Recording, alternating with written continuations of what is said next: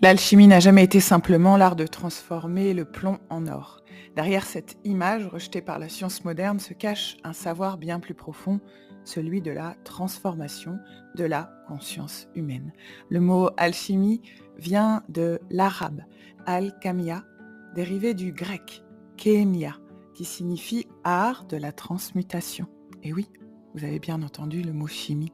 Mais cette transmutation n'est pas seulement matérielle, elle est spirituelle et psychologique.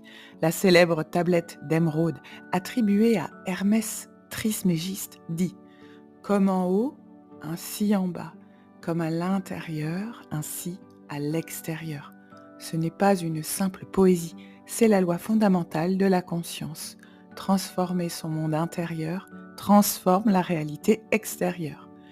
Le grand œuvre alchimique, l'opus magnum, est un processus en 3 étapes.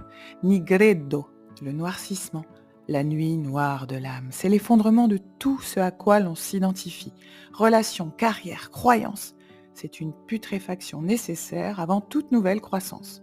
La plupart des gens fuient cet effondrement. Mais l'alchimiste sait qu'on ne crée pas le neuf sans composter l'ancien. Vient ensuite albedo, le blanchiment. Après la dissolution, la clarté renaît. On voit à travers les illusions et conditionnements qui nous contrôlaient. C'est la purification, la connaissance directe de soi.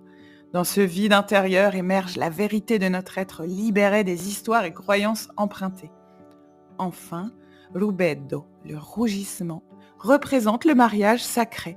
La conscience purifiée se réunit à la vie. On revient transformé comme la pierre philosophale qui transmute tout ce qu'elle touche. Ce n'est pas la fin, mais le début, celui d'une vie où l'on participe consciemment à la création de sa réalité.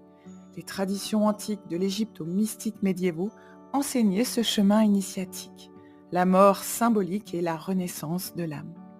Jung voyait dans l'alchimie le processus d'individuation, devenir psychologiquement entier, en transformant la souffrance en sagesse, le plomb en or.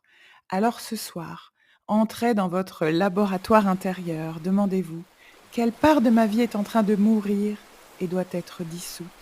Quelle clarté émerge de cette crise? Quelle nouvelle version de moi-même est prête à renaître?